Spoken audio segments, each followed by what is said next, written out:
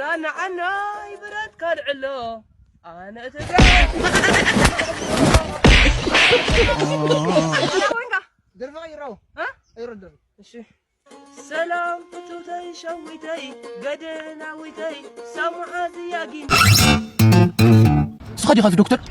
حمامهم نجيرهم خان دحر حاكم خيم ميتر شيوخه حمامهم نجيرهم خان دحر حاكم خيم قلت ميتتهم صديق وانا ما انا بقى دكتوري كبول عجم يرسي ملحسيت ولا اخو ولا اخو منم ነገር يتعمل صقام يولي እንካዚያ ጣማ ሄሎ አቤት በጌታ የተወደድሽና የእግዚአብሔር ሞገስ ሲፈስብሽ አንቺ ሴት ሆይ በድጋሚ ሰላም ልሻለሁ። ሰላም ላንቺ ይሁን። አሜን። ፓስተር እነሆኝ። እንዴት ነህ ፓስተር? ሰላም ነው? እንዴት ደወልክ ዛሬ? ለመጨረሻ ጊዜ ልጠይቅሽ ነው የደወልኩት መቅደላዊት። ያቀረብኩልሽን የፍቅር ጥያቄ በመቀበልና ዘመንሽን ሁሉ አምላክሽን እያስደሰትሽ ከኔ ጋር በፍቅር ለመኖር ፈቃደኛ ነሽ ወይስ ምን? እንዴ እኔ መርጬ መኖር አልችልም? እንዴ ፈለኩትን ምንድን ነው? ኦኬ የሚስቴ ስም እኮ ናኒ ነው። እንዴ የኔም የባሌ ስም እኮ ዮራ ነው። ዋጋ ትግራይ ካብ ተጋሩ ይኸብር ለከ ይማል ዋጋ ሃይላንድ ካብቲ ማይ ብላዕሊ ተኸዊሩ ደቂ ዓበይቲ እንታይ ይፍጠር ይመስለኩም? ሰብ ማይ ምስታይ ይኾነ ይልሓድግ መትሐዚ እቲ ማይ ይሮ ሃይላንድ ነረብ ፌስታል ይሕዞ ማለት እዩ። ዋጋ ዓድለ ካብ ወዲ ዓዲ ተኸዊሩ ወዲ ዓዲ ዓዲ ሓዲጉ ይልፈድ። ሰላም ከመይ ኣለኹም ክፍሎም እየ ሎማዓንቲ ድማ ፍሉያት ዝኾኑ ቪድዮታት ሒዘልኩም መፅእ ኣለኹ። ዘስሕቁ ዘገርሙ ዘደንግፁ ዘባህርሩ ዘተባብዑ ዝቕስቅሱ ኮታስ ከምዚ እውን ኣለድዩ ዘብሉ ፍሉያት ቪድዮታት ኣብ ሕድሕድ ቪድዮ ናተይ ሓሳብ ከካፍለኩም እየ። ሕዚ ቀጥታ ናብቲ ቪድዮ ስለ ዝወስደኩም ሳብስክራይብ ብምግባር ጀምሩ። ሌትስ ጎ።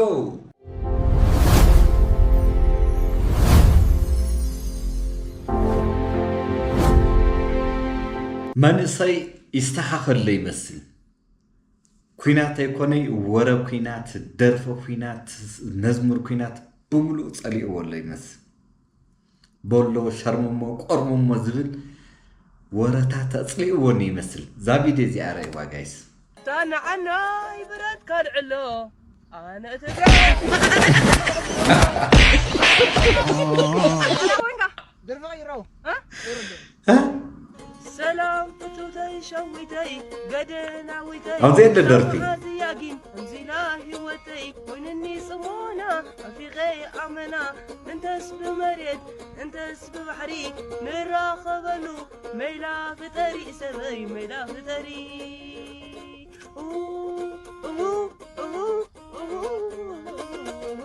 منانا في غي كميدي حانكي غي سلامينا في غوي كميدي حانكي غي توتينا في غي كميدي حانكي غي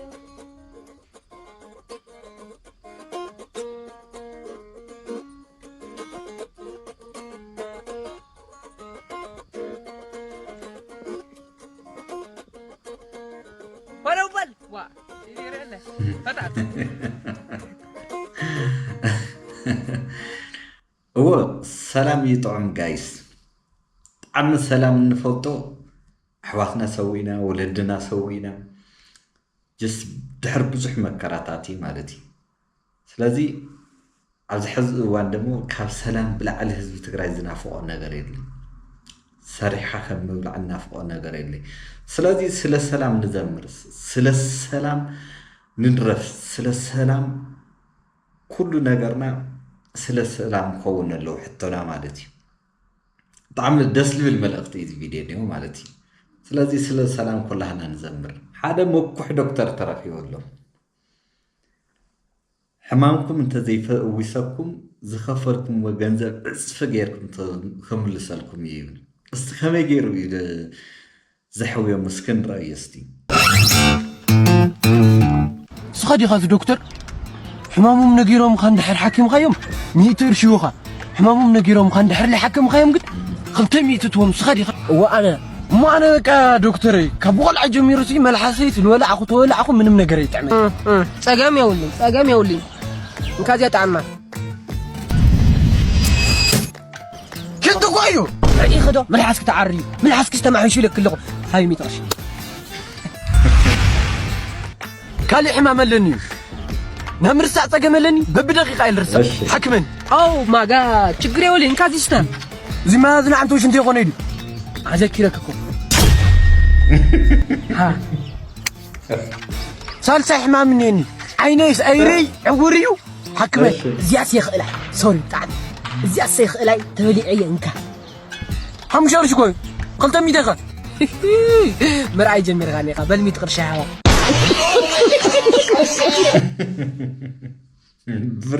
እምብር ዶክተር እዚ ሳይኮሎጂካል ዶክተር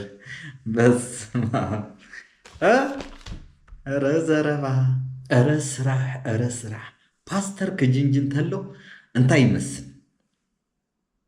እስኪ ስምዑ ወዲ ሄሎ በጣም ልገባ አቤት በጌታ የተወደድሽና የእግዚአብሔር ሞገስ ሲፈስብሽ አንቺ ሴት ሆይ በድጋሜ ሰላም እልሻለሁ። ሰላም ላንቺ ይሁን። አሜን። ፓስተር እነሆኝ። እንዴት ነህ ፓስተር? ሰላም ነው? እንዴት ደወልክ ዛሬ? ለመጨረሻ ጊዜ ልጠይቅሽ ነው የደወልኩት መቅደላዊት። ያቀረብኩልሽን የፍቅር ጥያቄ በመቀበልና ዘመንሽን ሁሉ አምላክሽን እያስደሰትሽ ከኔ ጋር በፍቅር ለመኖር ፈቃደኛ ነሽ ወይስ ምን እንዴ? እኔ መርጬ መኖር አልችልም እንዴ? ፈለግኩትን ምንድን ነው? ኦኬ አልተቀበልሽውም ማለት ነው። ምኑን ነው የምቀበለው? እንግዲህ አምላኬ ሰምታታል። እቺ ሴት ባሪያህን ገፍታለችና መቅጻትህንና ቁጣህን። እንዴ ምን አርጊ ነው የምትለኝ? ምን ማለት ነው? አይ እምቢያሽ ጠየኩሽ እኮ እኔ በክብር መቅደላዊት፣ ግን ገፋሽኝ። እሱ ደግሞ ዝም አይልሽም። ኧረ እባክህ ነው። ስለዚህ በቃ እኔ ማዘዝ ነው፣ የሚመጣብሽን መቅጻትና ቁጣ መቀበል ነው። ምንም ላደርግልሽ ኧረ ስራ በስመ አብ ፓስተር ከምዚ ገይሩ ኢልጅንጅን ጉድ ለካለይ ሰማዕናዮ ብዙሕ ነገር ኣለዩ። ኣብ ትግራይ ተጀሚሩ ዘሎ ናይ መኪናን ገዛውትን ዕፃ ከይዱ ኣበይ በፂሕ ኣሎ? እዛ ቪድዮ እዚኣ ርእይዋ ገጠር ይኣትዩ ዘሎ ጋይስ ቤተሰብ ርኢልና ኣብ 250 ካሬ ዝዓረፈ ናይ ገጠር ገዛ እዩ እዚ ብ800 205 ትኬት ብቻ ኢና ንረዱ 205 ትኬት ይኸው ርእይዎ ሳልም ምስ መደቀሲ ኣለኩም በዚ ሳልም ምስ መደቀሲ እዩ ንዑ ነሪአኩምና ቤተሰብ ርኢና ሽንት ቤት ኣውፅኡ ዘሎ እዩ እንዳክሽነ ድማ በዚ ኣለና እንዳክሽነ ማለት እዩ ዳዕል ምሕረር ተደሊኹም በዚ ኣሎ ኩሉ ዘማልእ እዩ ንፋስ ጥዑም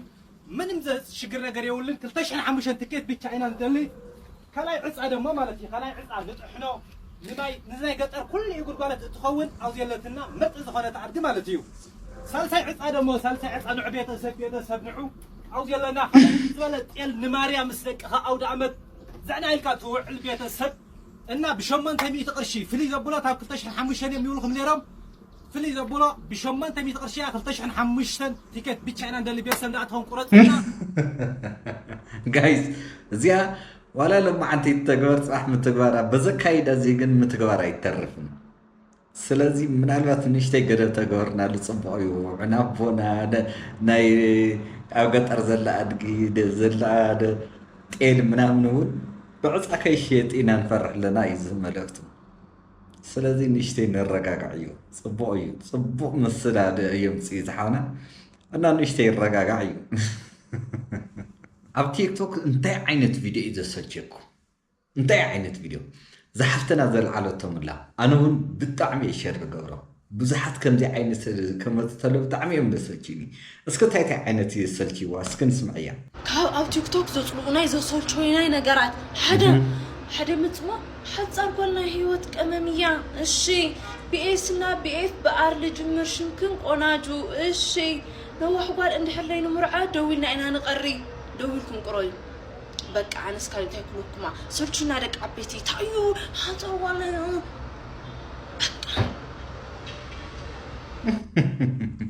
ሓቂ ጋይስ ከምዚ ዓይነት ብጣዕሚ ሰልቻዊ ትሕዝቶታት ኣለዎ ሓደ ግዜ ንምንታይ ማለት ትሕዝቶናስ ንእሽተይ ፃዕሪ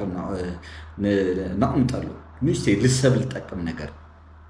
ተኒሱ ዘስሕቕ ዝቕስቅስ ንሰብ ዘነቓቕሕ ወይ ዘምህር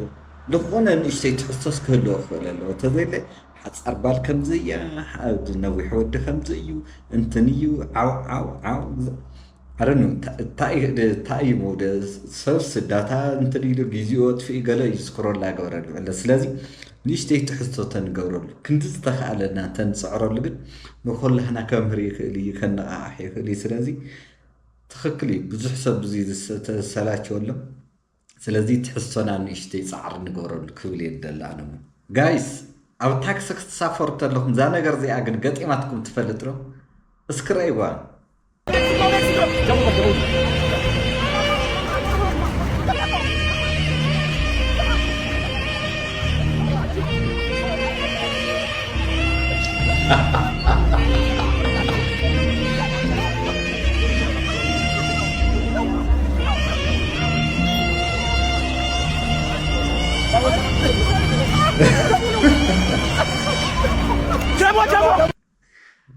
مشتي تقانينا قلنا وكل لله بقى كافت تسافر كافت تخفل في العست من التاني كالي إذا سوك رخوت له عاد فرعت كالي كسنت له قعدت شكيمه كدان كقديدم قال تمنات إلى ميزاتي حاسلازي زي كستاخل له يمثلني بزح زسلش زلو عم زلو ده كايداينا بزح ورفات أكسك عسل الراك استاخذ زلو يمثل جايس زامت حن زي أرميا دي أحزو نسكر أيوة ضحفتنا تأجعو زلا مدحاني وقي أو مدلنا نفقي مدحاني عقي أو مدلنا عقي مدحاني سلام قررنا مريم كعوخ نحافظلو تيك توك نسامحلو صبويو سلام تنصدنا لقد قد زمان تحن زيات في متصد مزحتي جزي السلام كتفت اللي بزخونا قد سلام تنزياتنا صبويستي سلام تنصدنا كلتا شتنا مقبار لمد زلو سوات حدار قورت له تاي مسلو اسكو زابيني زيارة يوا هلو سلاوك في تسفينيال أنا مسلاوك بتاع تسفينيال أنا مليرو مسارون يلشي أكاونتينج لاينو مسارو بقى كونشي يلسنش عندنا بلاك فات ستم زمان عندك كركين يورا ناني انتي يمستي سمم مكو ناني نو انتي يرمي بالي سمكو يورانو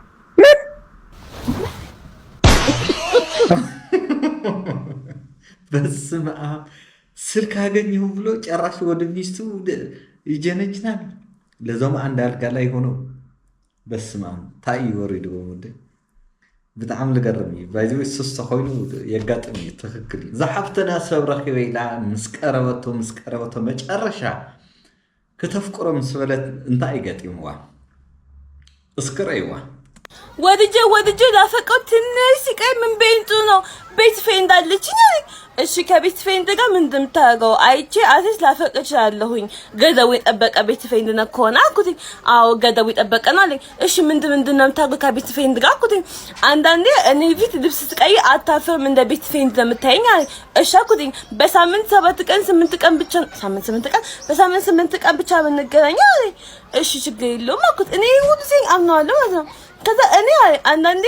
አበንተኛ ነገር ምንም አናድርግም አለኝ እሺ እግዚአብሔር ይስጣችሁ ባካችሁ ምንም አታረጉም አምናችኋለሁ ሁለታችሁንም አልኩት ለምን ስለ ቤት ፍሬንድ ስለሆነች እህቴ ስለሆነች አለኝ ጣዋትም ማታም ብዙ ጊዜ አበን ምን ሆነ አለኝ እሺ አልኩት አንዳንዴ አታድራለች ግን ተቃቅፈን ብቻ ነው ተገኝተን የምናድረው ምንም አናረግም አለ ስለዚህ አሁን ይሄ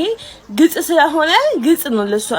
አልደበቀኝም አልዋሸኝም ቤት ፍሬንድ አለችው ስለዚህ ይሁን ችግር የለውም እኔ አፈቃለሁ ቤት ፍሬንድ ብትኖርም አፈቃለሁ እኔ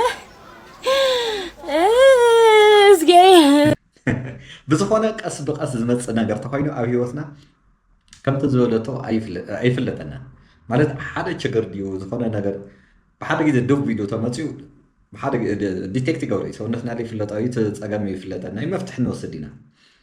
ግን ቀስ በቀስ ልመጽ ችግር ተኮይኑ ቀስ በቀስ እንላመደ ነገር ተኮይና ግን ዘይ ክንፈልጥ እንከና ስለዚህ ለኾነ ማይልስቶን ጥራህ አሚጥና አይና ክንፈልጥ ንኽእል ማለት እዩ ለምሳሌ ለኾነ ለብዛዕባ እዚ ዘ ቦይሊንግ ፍሮግ ልባሃል ኣሎ ሓንቲ ጥቁር ዋዕሲ ላብ ልፈርሕ ማይ ኣቶ ተቢልካስ ወዲያው ያነጢራት ወጽ ኣብዚ ሕማይ እቲኻ ቀስ ላብልካ ሙቐት ለወሰካ ተውዒካ ግን ኣውዒ ኣያ ትመውት ማለት እዩ ታይ ማለት እዩ ላብ ህይወትና ልመፁ ቀስ በቀስ ልመፁ ችግራት ኣይንፈልጦም ክቐትሉና ይኽእል እዮም ስለዚ ዝወዲ ከዓ ቀስ በቀስ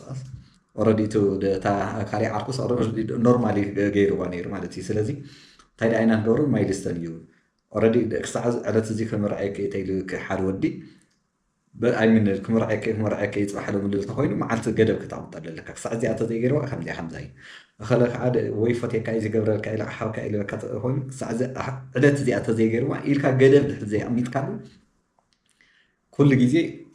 ክትፈልጦ ይትኽእሊ ማለት እዩ ስለዚ ማይልስቶን መዐቀኒ ኢኻ ክትገብሮ ኣለካ ክሳዕ ዝዕለት እዛ ነገር እዚኣ ተገይሩ እዚኣ ተገይሩ እዚኣ ተገይሩ እዚኣ ተገይሩ ኢልካ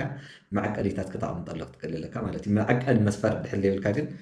ክትፈልጦ ይትኽእሊ ነገራት ማለት እዩ ስለዚ እዚ ኣብ ብዙሕ ኣብ ሂወትና ስለ ዘጋጥም ምናልባት ኖት ኦንሊ ኣብ ፍቅሪ ጥራሕ ኣይኮነ እዚ መዐቀኒ ጌርና ኢና ጥራሕ ክንፈልጦ ንኽእል ማለት እዩ ዋጋ ትግራይ ካብ ተጋሩ ይከብር ከይሁሉ ክንጥንቃቅ ክንክእል ኣለና ይብለና ኣሎ ዝሓውና እስኪ ስምዕዎ ዋጋ ትግራይ ካብ ተጋሩ ይከብር ለከይሞን ዋጋ ሃይላንድ ካብቲ ማይ ብላዕሊ ተኸዊሩ ደቂ ዓበይቲ እንታይ ይፍጠር ይመስለኩም ሰብ ማይ ምስታይ ይኾነ ይልሓድግ መትሐዚ ትማይ ይልቕይሮ ሃይላንድ ነረብ ፌስታል ይሕዞ ማለት እዩ ዋጋ ዓዲ ለ ካብ ወዲ ዓዲ ተኸዊሩ ወዲ ዓዲ ዓዲ ሓዲጉ ይልፈት እና ዋጋ ትግራይ ለ ካብ ትግራዋይ ብላዕሊ ይከብር ለከይኮን ደቂ ዓበይቲ ንጠንቀቐሉ ብጣዕሚ ደስ ዝብል ሓሳብ እዩ ባይዘ ኢቭን ጠቅላይ ሚኒስተር መለስ እውን ሓደ ግዜ ዘየልዒልዎ ነይሩ ሃገር ማለት ህዝቢ እዩ ሃገር ማለት ሽንጥሮ ጎቦ ሩባ ይኾነ ስለዚ ትግራይ ማለት ከዓ ህዝቢ ትግራይ ማለት እዩ ካብኡ ሓሊፉ ግን ጎቦ ሽንጥሮ ሜዳ ወይ እንትን ይኾነ ሓደ ህዝቢ ካብቲ ሓደ ህዝቢ ትናፍቀሉ ወይ ትደልየሉ ህዝቢ እዩ ተዘይለይ ህዝቢ ትግራይ ብምሉእ ትናተይ ተብሎ ህዝቢ ብምሉእ ኣልዒልካ ኣብ ዝኾነ ሓደ ኣውሮፓ ተተኣብጦ ትጎቦ ሽንጥራይ ትግራይ ዘሎ ይኾነ ይድናፍቐካ ተኣውሮፓ ዘሎ ህዝቢ ከዓ ይድናፍቐካ ማለት እዩ ስለዚ ብትክክል ሕዚ ትግራይ ትግራይ ትግራይ ክበሃል ተሎ ህዝባ ልሞተላ ግን ደሞ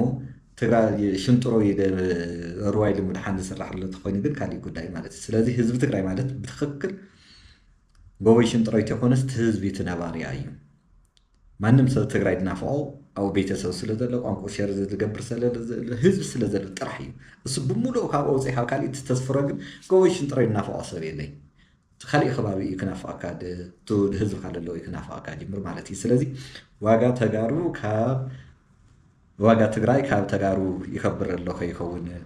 ክንሪኦ ክንክእል ኣለና ኢሉ ዝለዓለ ሓሳብ ብጣዕሚ ዝገርም ገላፂ ሓሳብ እዩ ማለት እዩ ስለዚ ኩላህና ከመይ ኢና ንሪኦ ኣለና ዋጋ ከመይ ይመስለኩም ደኣ ክኸውን ትግራይ ድዩ ዝከብርለስ ወይስ መሬት ትግራይ ድዩ ዝበሃሉ ህዝቢ ትግራይ ብትክክል ድዩ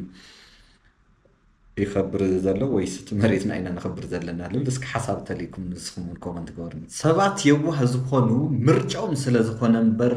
ዓያሹ ስለ ዝኾነ ኣይኮኑን ትብለና ኣላ እስከ ንስምዕ እያ ኤኒዌይ ማለት ሓደ ሰብ ደሊኡ ይለዋህ ለዋህ ስለዝኾነ ሓሰስ ኮይኑ ኣይኮነ ብልጥ ብልጥ ኣይትጫወቱም ብልጥ ብልጥ ትኾኑ ሰብ ልውህ ተይልልኩ ማለት እዩ ማርያም እሱ ይገድድ ካብኹም ሕማቅ ክኾን ተደልዩ እሱ ይገድድ ሰይጣን ሰብ ምዃን ቀሊል እዩ እና ሓደ ሰብ ትልውህልኩም ተሎማ በቃ ኣይትበላለፁ ብልጥ ኣይትኾኑ በቃ ደልዩ ይለውህ ኢልካኒ ወራ ትልውህ ተደልካ ለውህ እንድሕሊ ይኾነለ ይከብድ ትክክል ሓቂ ባይዘወይ ምርጫ እዩ ሰይጣን ክትከውን ትኽእል የዋህ ክትከውን ትኽእል ስለዚ የዋህ ሰብ ስለረኸብካ ከዓ ክትበላለፆ ይብልከ ምክንያቱ ምርጭኡ ስለዝኾነ እዩ እምበር የዋህ ንምዃን ብዙሕ ፃዕሪ ሓትት የስ ንሰብ ፅቡቕ ምግባር ፃዕሪ ሓትት እዩ ንሰብ ልዕሊ ነብስኻ ምፍታው ልዕሊ ነብስኻ ምንክብኻብ ፃዕሪ ሓትት እዩ ንሰባት ልዕሊ ባዕልኻ ምሕሳብ ፃዕሪ ሓትት እዩ እዚ ኩሉ ፃዕሪ ሰሪሑ እዩ የዋህ ዝኾንሎ ማለት እዩ ስለዚ ምርጫ ስለዝኾነ እምበር ትዝቐለለ ፃዕሪ ዘይሓትት ግን ንባዕልካ ጥራሕ ምፍታውና ከም ትልወለተ ወይ ሰይጣን ሰብ ምዃን እዩ ነይሩ ፃዕሪ ኣይሓትትን ነይሩ ግን እዚ ኩሉ ፃዕሪ ሓቲቱ ንሰባት ክንዲ ዝገብር የዋህ ሰብ ግን ብልጣብልጣ ክንጫወት የብልና ትክክለኛ መልእኽቲ እዩ ማለት እዩ ረብ ምባል ዘይኽእሉ ሰባት ረብ ምባል ዘይኽእሉ ሰባት ንባዕሉ ክዛረቡ ተለዉ ንባዕሎም እንታይ መሲሉ እዩ ዝስምዖም ረኽብሉ ተለዉ ስታይ ኮይኑ ይስምዖም እስከ ንስማዕ እያ ሓፍትና Le lou li la le le lo. La lou li la le lo. ትክክል እዩ ንባዕሎም ረ ዝበሉ እዩ ንመስሎም ግን ንሰማዕ ድማ ለ እዮም ብሎ ማለት እዩ ረማል ስለ ዘይኽእሉ ፅቡቅ እያ ገሊፃት ብጣዕሚ ደስ በሃሊ ወይ ጉድ ቴንክ ዩ ናይ ሎምዓት ቪድዮና ነዚ ይመስል ከም ዝተዘናጋዕኹም ተስፋ ይገብር ሓቢርኩም ስለ ዝፀናሕኩም ሳብስክራይብ ስለ ዝገብሩኒ ሓሳብ ኣረኣያኩም ስለ ተካፍሉኒ أزي مسكن نقص على نخين الساعة سبسكرايب مقبرة يترسعوا سناي جزي